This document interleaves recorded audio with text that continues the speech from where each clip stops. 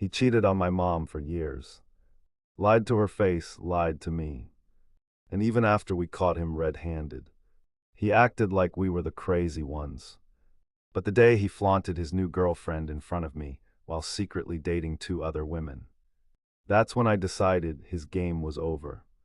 If you've ever been betrayed by someone you were supposed to trust, hit that like button because this story, it's about turning pain into justice. My name's Alex. Growing up, I thought my dad, Richard, was my hero. He worked hard, provided for us and to the outside world. We looked like a perfect family. But inside our home, there were cracks I couldn't see as a kid. My mom, Anna, loved him more than anyone. She trusted him, but for years, he was living a double life. He had another woman, someone he swore was just a friend. Until one night, we caught him red-handed. My mom filed for divorce, her heart shattered. And me, I looked at my dad differently after that. But instead of guilt or shame, Richard acted like we were overreacting. "I have a right to be happy," he said, as if happiness meant destroying his own family. The worst part, I still had to stay in contact with him because of financial reasons. He still covered certain expenses, and I couldn't just cut him off. So every time we met, he twisted the knife deeper. He'd show me pictures of him and his girlfriend, smiling, laughing, playing house like nothing ever happened. And then I found out the truth. She wasn't the only one. He had 2 more women on the side. I couldn't believe it. He wasn't just a cheater. He was a serial liar who treated women like disposable toys, and he was proud of it. One evening, he actually brought his girlfriend over. I watched her walk through the door, completely unaware she was sharing her perfect man with 2 other women. My dad leaned back with that smug grin and whispered to me, "She doesn't need to know everything." That was my breaking point.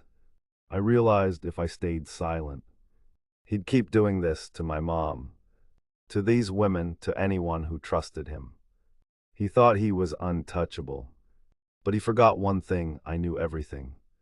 I had phone numbers, screenshots, photos, enough proof to burn his little empire of lies to the ground.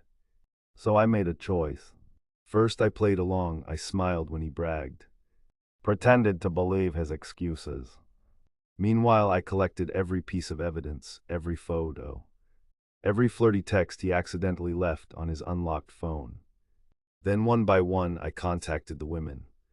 Not angrily, not like a bitter child. I sent them the proof, screenshots, dates, times, all of it. I'll never forget the silence after I hit send. The next time I saw my dad, he was pale.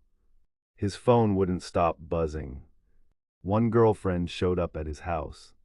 Furious, another posted about him online, exposing every dirty detail. The third, she blocked him, moved on, and took a good chunk of his status with her. In one weekend, his carefully crafted image collapsed. The man who thought he could juggle everyone ended up with no one. And me, I didn't have to raise my voice.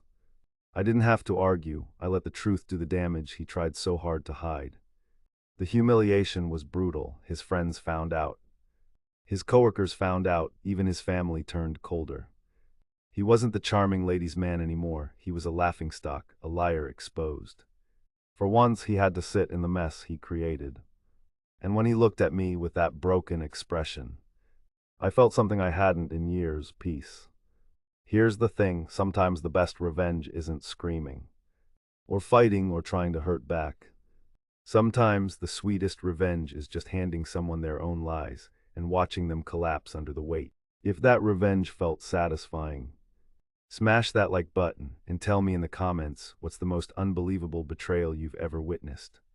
Because sometimes karma doesn't wait.